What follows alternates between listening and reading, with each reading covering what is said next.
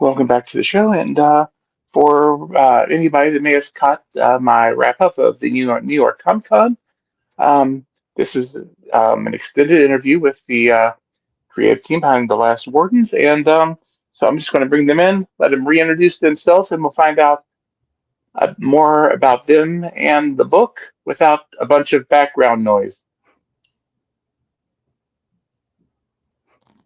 Hey, how's it going, guys? Great to see you guys again. Hey, great seeing you too.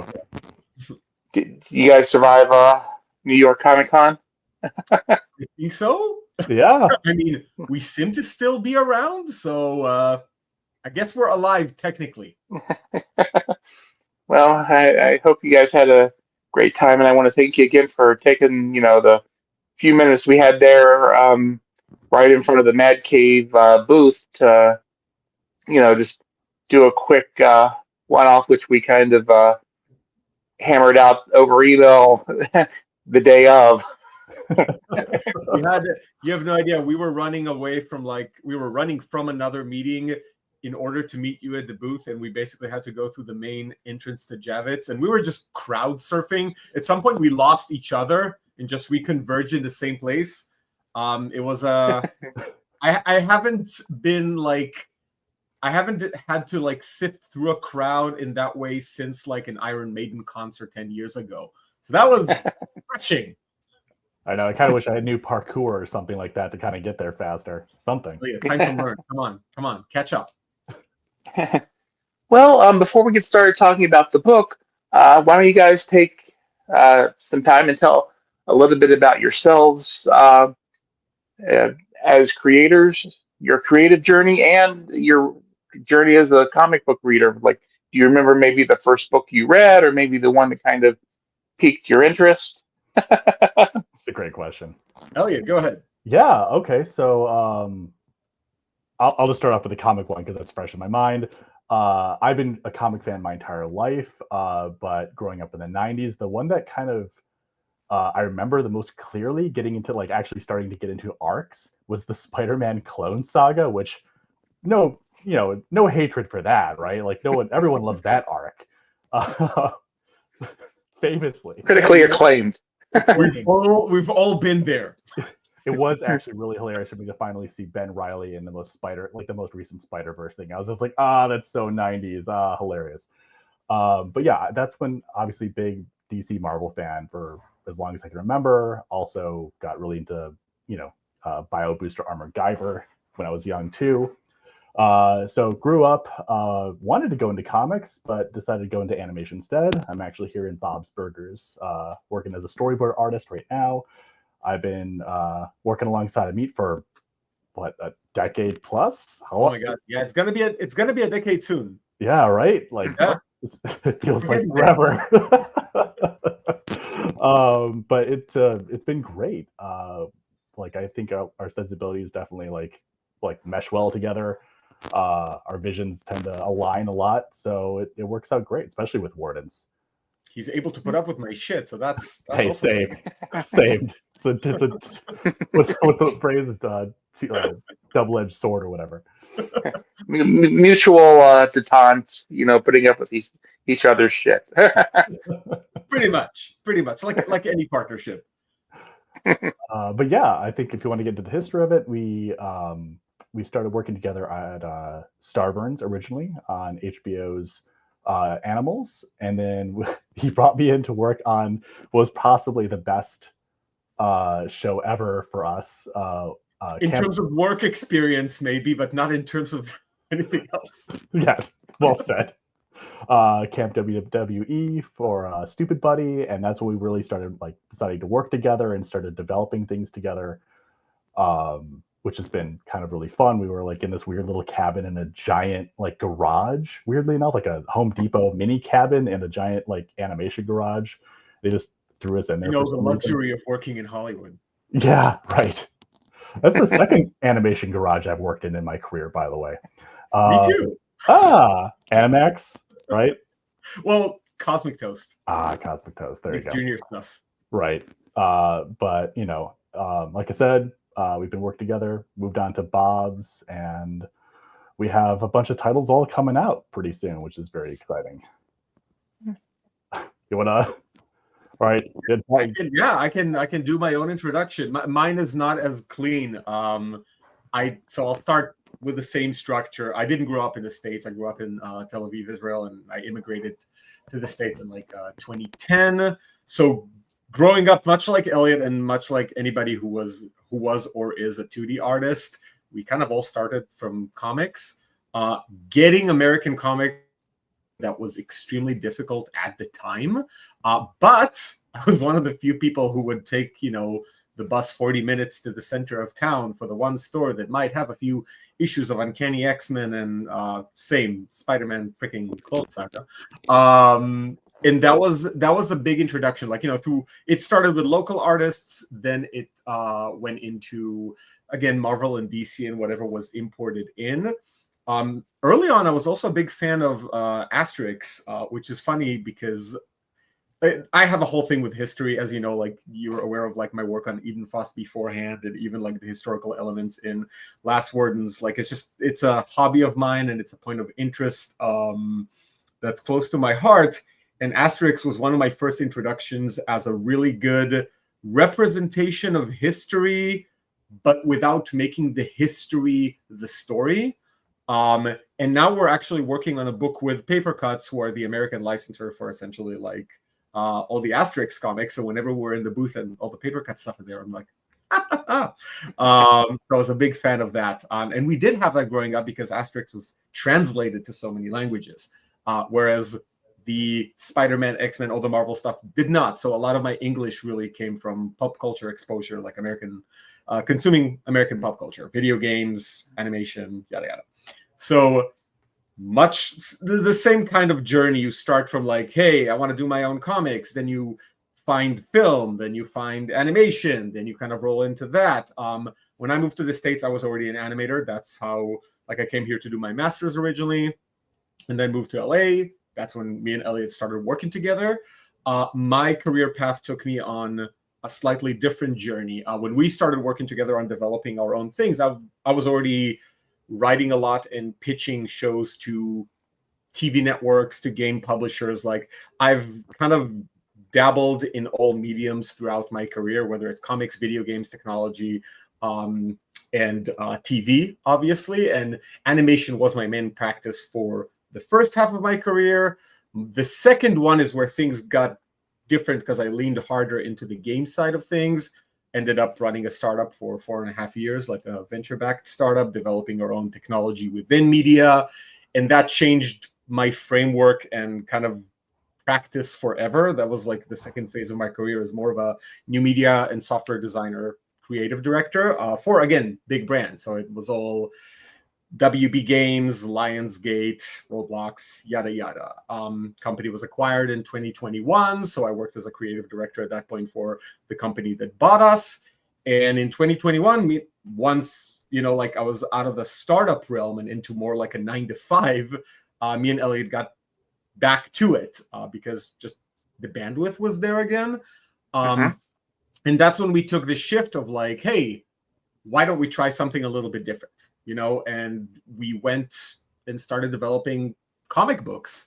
And that ended up being a very lucky, like very good timing for us in what the market was looking for, in where we were, I think, both career-wise and how we started working together and developing things. Like, when we look back at like our original slate of works and we look at everything that we're doing now, we're like, we've come a long way.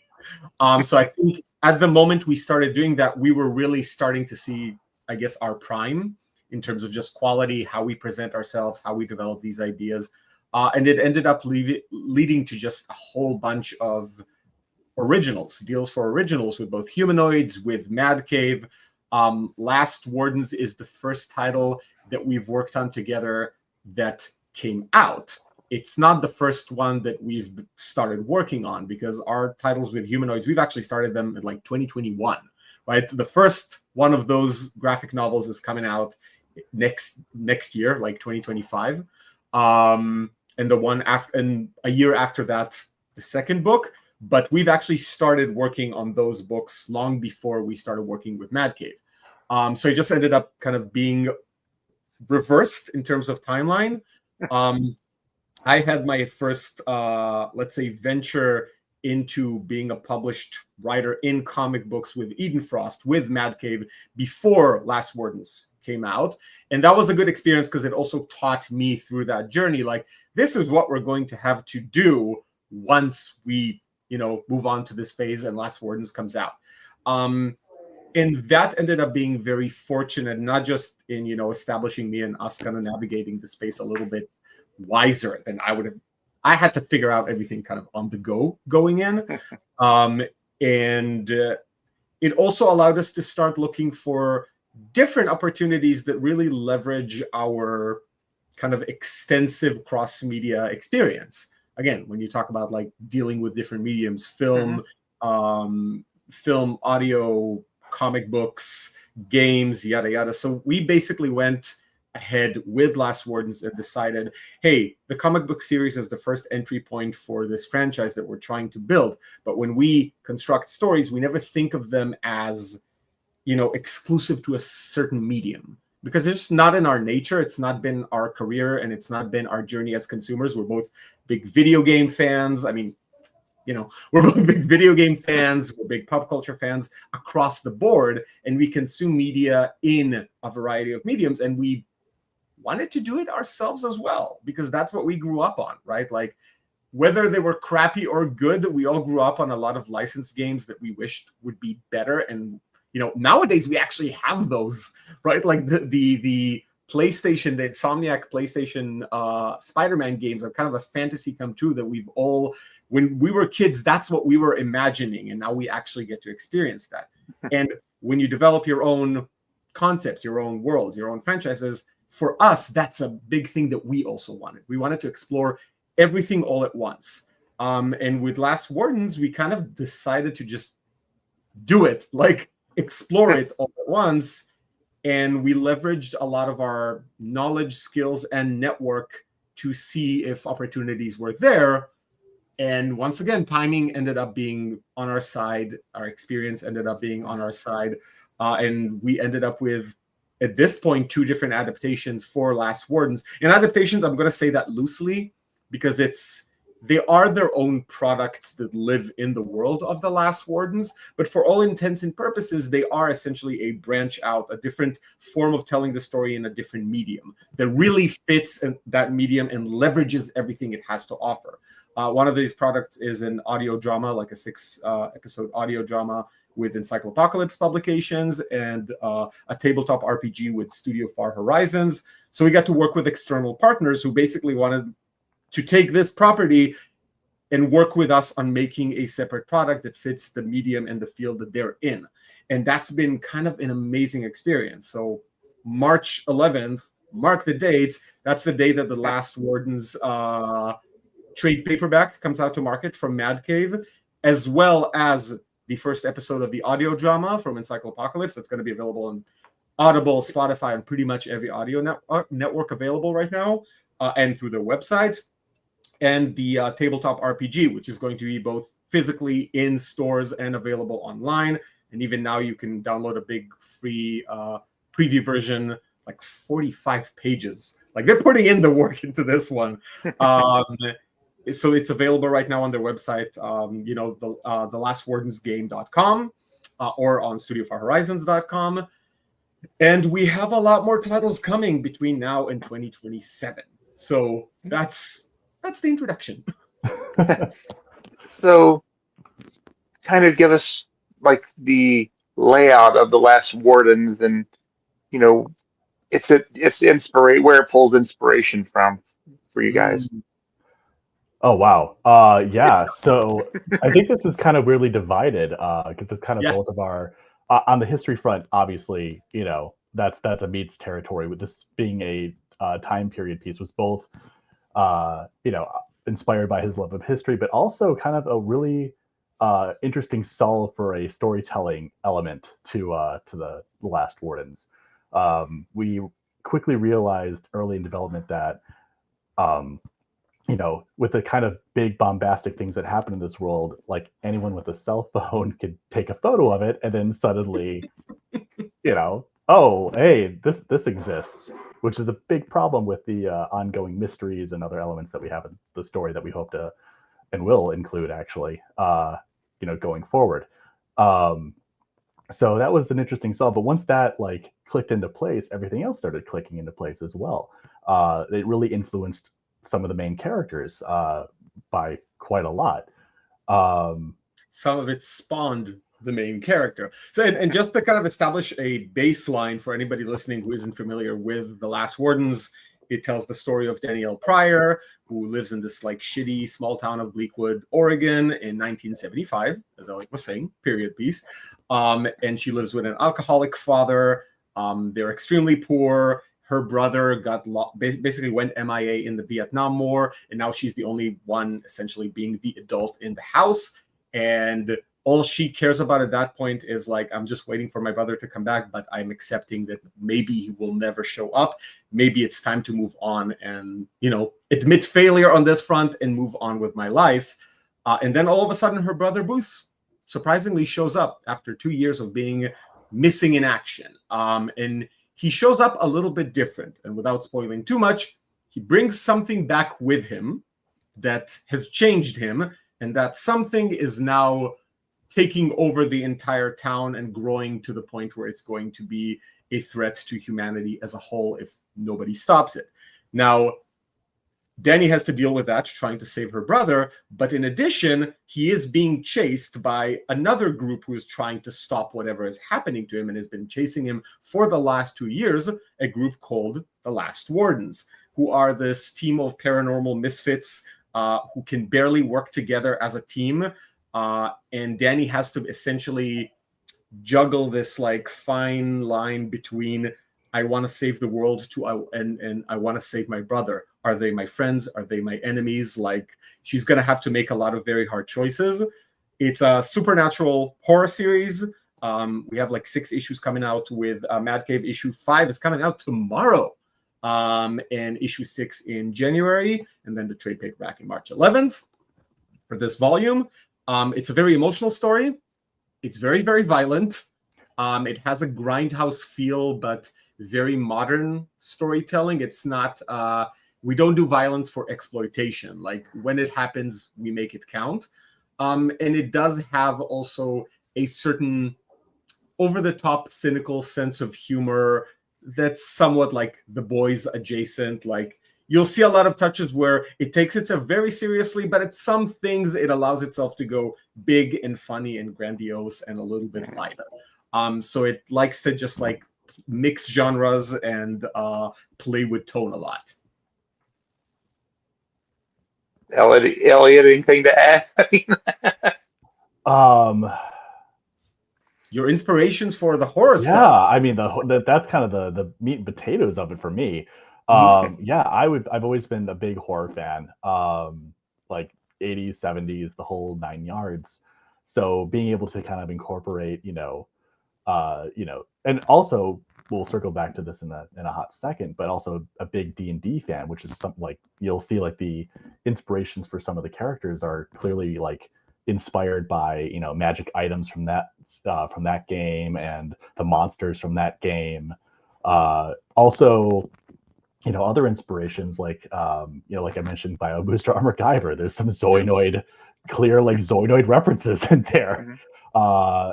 And of course, a little sprinkling of like other stuff from the 70s. You'll see just a smattering of like Scooby-Doo, and like, to be clear, like a lot of weird Jaws references, like more than than we expected. There's just a lot in there.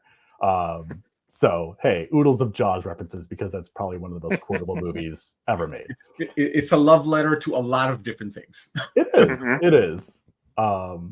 Both visually, I think, and story-wise. It is. It is.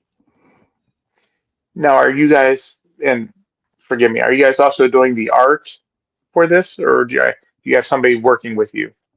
That's Rui Cilia who's doing the art, and Francesco Segala is doing the colors. Yes. Yeah. Okay. Yeah. So Mad Cave built an entire, production team around this. We wrote the title, and we're active. We also wrote the adaptations. We wrote the lore for the tabletop RPG, but the writers of the game itself are also our Horizons. So we have very strong creative control. Also, a lot of the designs actually came from Elliot originally. He designs the first draft. That's on right. all of our main characters that Rui then kind of iterated on. That's But in funny. all, It's been so long, I completely forgot about that. and they went through iterations, like we went through style iterations as well. We did. We went from very cartoony to actually much more grounded.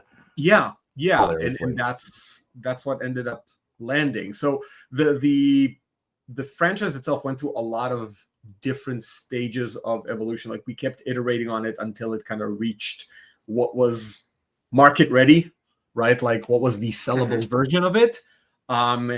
And that was an interesting journey for us as well, because again, the main protagonist of the story, Danielle Pryer, which for any fans of The Last Wardens, that's a thing we keep on hearing. Like people love that character. They love that character, and then they get very frustrated with her, but they care, right?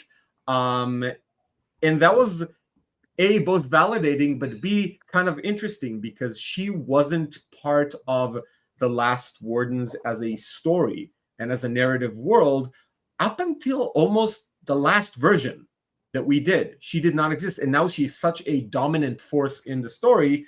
But the reason for her creation was to essentially have a, like audience proxy, an audience POV character that tells us that instead of telling us the story about this team and the life that they have to live and the mystery that they have to unravel, we're experiencing it from the point of view of somebody who gets caught in their web, right? Who's just like walking along the way, and all of a sudden this giant truck crashes through and just like ruins your life completely.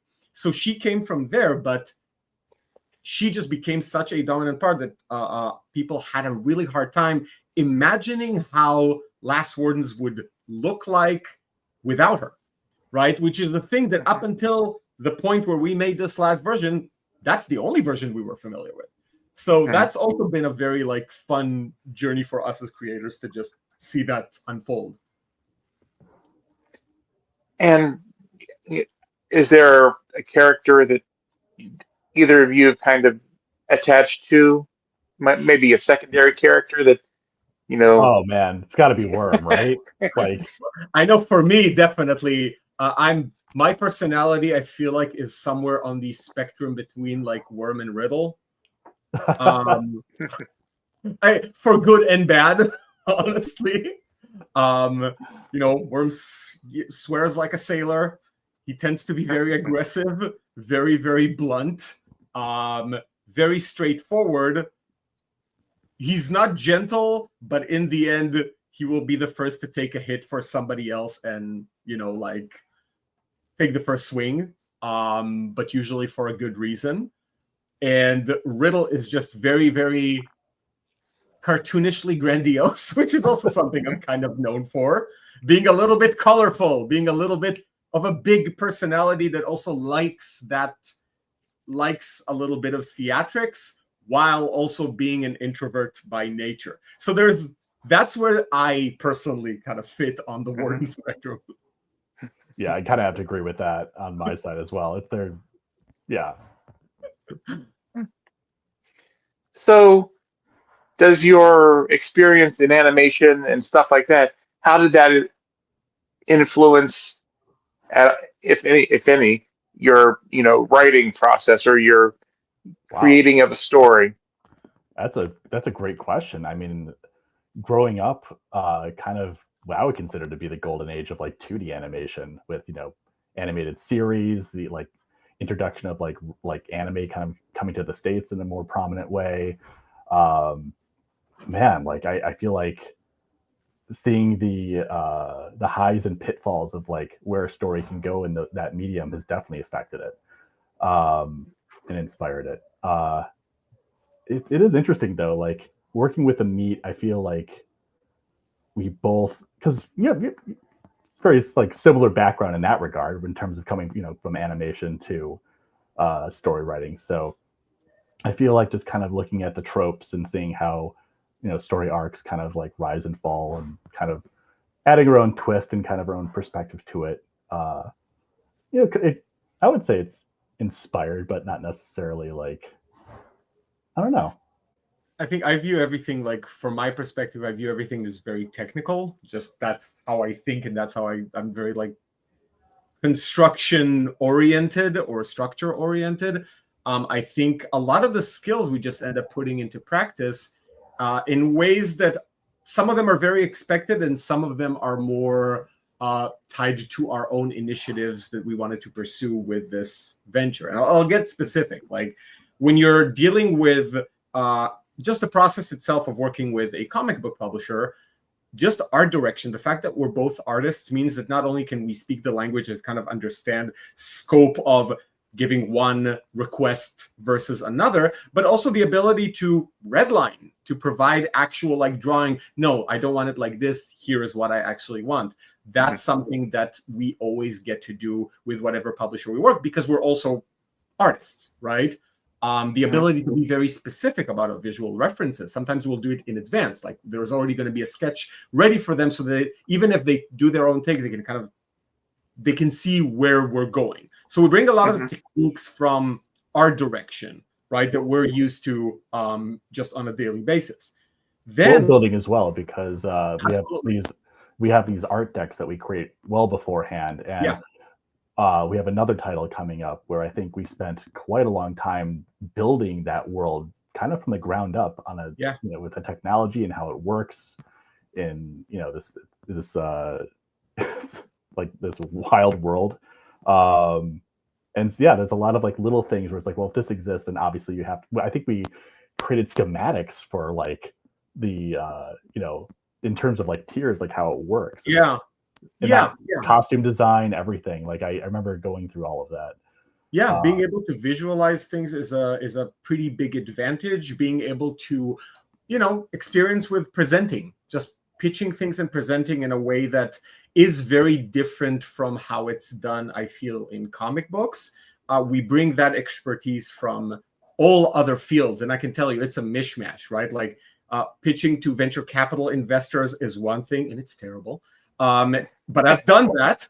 It does actually force you, it punches into your head the ability to boil down concepts to very simple terms, to kind of tap into emotion while you do it, to be very, very succinct in how you speak. Like there are certain skills that just you encounter them on your career, like learning how to construct a pitch deck in a way that isn't arbitrary or even formulaic, but in a way that you're like, I know how somebody's going to be able to read this. So it's almost like a UX practice. In addition to that, like just animation and filmmaking skills, we end up leveraging it a lot for the marketing campaigns that we're doing, right? Like both the one that Elliot is leading on The Last Wardens and the one that I did on Eden Frost. We're able to very efficiently distribute and create content for social media marketing campaigns and even stuff for our own shows, because we have those capabilities. It's like a secret superpower that you get to leverage. Now that we're working with Encyclopocalypse on audio dramas, even the ability to produce Riddle, one of the characters in The Last Wardens, like the Last Warden's leader, we are specific. It's once the audio drama cast is revealed, which stay tuned, that's going to happen in probably around February or January 2025. And there are some big names there. One of them, the one that plays Riddle, is a big reveal regarding the character's gender that is very specifically kept vague in the story itself. And so that's just the casting is going to reveal that. But when we had to direct the voice, we gave like the producer references of like, this is how Riddle is supposed to sound like. But literally today, we exported this file just because, we have some experience with editing audio as well. So we were able to create a demo. This is what Riddle sounds like, knowing that he's going to be able to reverse engineer and create his own version of that. But again, these are skills that we just have from producing film, right? Because when you do that, audio is a major part of it. Working with timelines is a major part of it. Making video content for social media is a major part of it. The business practices, the legal practices, we just come in with a lot of knowledge and experience from our previous and existing careers that we really get to leverage while navigating this. And I think that has given us a bit of an edge. Nice. So how do you, personally, how do you feel that you've grown as a writer since you started getting into the comic book writing and as a creative team? Wow. I would say it's a weird question because each one of our projects is actually a pretty different genre. So part of me kind of wants to answer that like, well, let's wait and see what people think of it first. Like before I see like, oh, I've grown as a writer by X, Y, and Z metric. I'm like, well, there's a lot of different genres, and we'll see how people react. And demographics. Sorry, what? And demographics. And demographics, yeah. So but I would have to say in terms of like just working with Amit, like I think our process has definitely been refined over the years. We definitely kind of cut things down the middle where I'm more on the art front, he's more on the story front, and we work together with social media, and we created this kind of like very streamlined pipeline of how to like very efficiently be like, okay, like, all right, this is kind of where we see we're on the same page of this. All right, let's move. All right, let's bullet point this out. Move to the next thing. You're like, okay, we got it. We'll flesh this out later. Division of labor. Yes. So I'll take care of the designs on this art deck, and he'll jump in for this. So like it works. It works pretty efficiently. I hope. You have to ask this guy down here, but. No, I think that is a big part of it. I mean, and again, this goes all the way back to the previous question of a lot of the practices of how we work together. We're not very, maybe I'm to blame for this, but we're not very nebulous or fuzzy or reactive. Everything is very like planned and structured. So it's one of the things that I also know from like running a company, division of labor and domain authority, and a certain like hierarchy on specific topics really helps with efficiency. If you kind of have to have one voice per topic to also help the partners that you're working with, because we're not working independently. We're always working with publishers, with licensees, like for them to know, hey, when we have a question that's related to the art direction on your titles together, we go to Elliot, right? He's going to be the voice. But they also know that when he speaks to them, he speaks for both of us. They're never going to hear me come in and go like, no, but I actually think this, because we have our own process of like, this came in and he tells me like, okay, I'm going to look through it. Like if there's anything, let me know before. I'll incorporate it into my notes or we talk about it, so that what he communicates to the editor is a singular voice. And the same thing is flipped. Like when it comes to script, they know they can come to me. When it comes to business practices, like that kind of structure, we refined it over the years in order to really notice who's better at what and how to leverage that for our own, for in terms of efficiency and in terms of professionalism. Because if you're working with these licensors, they're not like a big tech company or a big Hollywood studio where they have 100 million to burn and 20 million will go to catering. Like it's a lot tighter. So being able to work with people who are very efficient and very clear, and you don't have a lot of this like drama and back and forth, and like it makes everybody's experience a lot better. And it's also better for the artists and the letterers and everybody else, because they're not getting like pulled and pushed constantly. Not everything is a negotiation, because the negotiation already happened. So you're just getting the end result. So I think that. Yeah. Sorry, super quick. That's another reason I would argue that animators are pretty good at this, because animation intrinsically is a team sport. It's 1000% a team sport. You can't be so like Amit said, he's not going to jump into an email and like counteract and be the extra chef in the kitchen. We act as one voice, and and no one takes it like. Even if we like, oh, I think it should be this way, it should be that way. It's like, okay, boom, we have domain authority, and we just move on, and we're just efficient. But like coming from collaborative industries as a whole. If you're used to not working as a singular, all-encompassing entity, it forces you to think and optimize everything that you're doing slightly differently. And I do think that there are a lot of advantages if you manage to sort out those kinks. And there are a lot of kinks. When you work over or almost a decade together, you will hit a lot of bumps in the road during this process, because it's beyond production itself. It's the pre-production. It's prepping something for a pitch, then pitching it, negotiating contracts, negotiating rates, putting together teams together, then the production itself, then comes the marketing, now licensing. And there's a lot to it, and knowing that we can trust each other to take on one thing or the other just allows us to constantly move in parallel and always be coordinated. So I feel like that's been just like very good for us as like a production team. As Elliot said, like in terms of genre and demographic, I feel like part of this efficiency also sipped into how we write stuff, because looking at our older books, they're constructed differently. So our formatting has gotten more efficient, right? Like literally how we write our scripts. And this just came out of like, hey, if you're working, even though every editor is different, everybody tends to have the same kind of preferences. So you get to refine how you structure things, how you write things, going cleaner, being leaner on dialogue, being faster on, doing some self-editing. But we have definitely experimented with the entire range of demographics and genres. And I think at this point, for anybody who's like following our stuff, you would have no idea until it all comes out. But, Last Wardens and Eden Frost are both adult properties. And they're both more like action, darker action oriented. Then you're looking at Postmortal, our first title with humanoids. It's more like a BoJack Horseman, like emotional comedy drama, right? Mm-hmm. Like dark comedy drama. And then, which is a lot more dialogue heavy and a lot less action heavy. Then we have Stomping Grounds, our second book with them, which is going to be more like a Bob's Burgers / the original log line for it that Elliot came up with, that started it all, was this like, it's Bob's Burgers meets Pacific Rim. That's where it started. There was nothing else to it, by the way. Nothing else. It was just that log line. And like the minute he told me that, I'm just like, I don't know what this is, but we're doing it. Like, fuck it. Like, so that's like a, all ages family comedy. That's a little more YA skewed. And then Solar Sisters, what we're doing right now with Paper Cuts, is middle grade.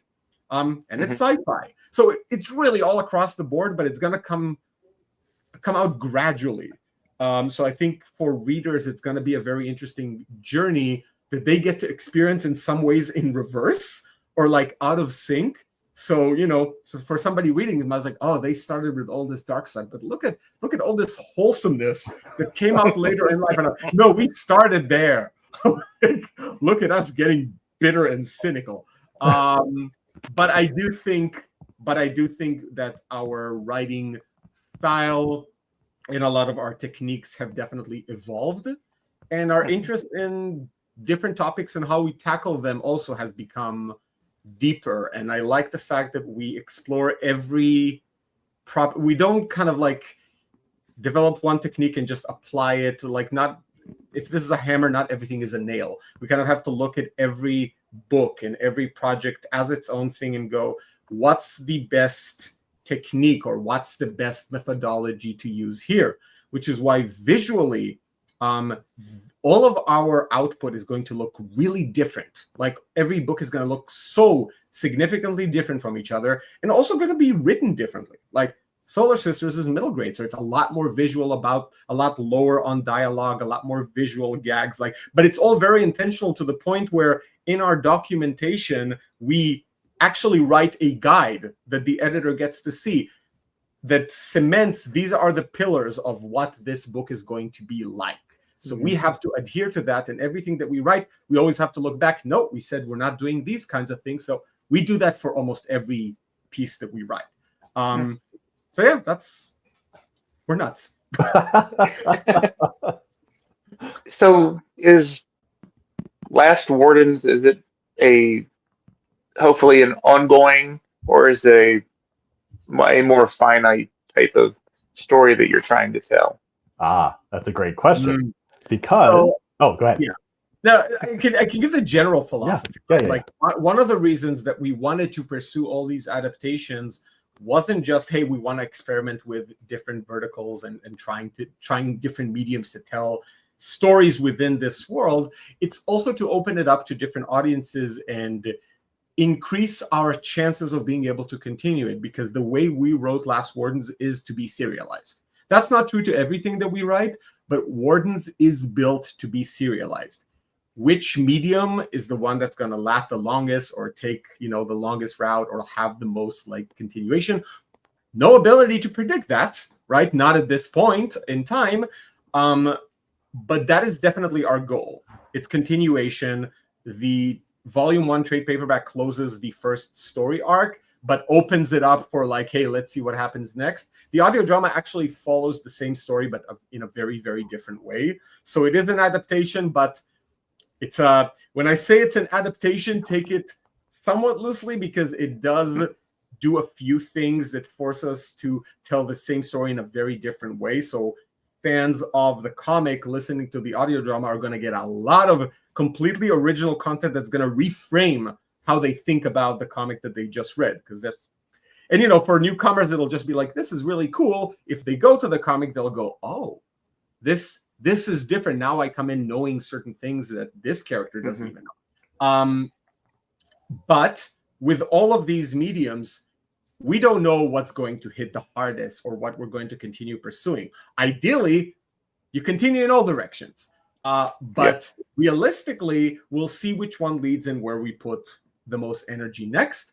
And we're exploring other mediums as well right now. There are other conversations that we can't quite talk about yet, but we think for something Last Wardens that is built around this unraveling mystery, that has a very rich world and lore that we don't like to just dump on people. We kind of like to, you know, string them along and make them invested in it.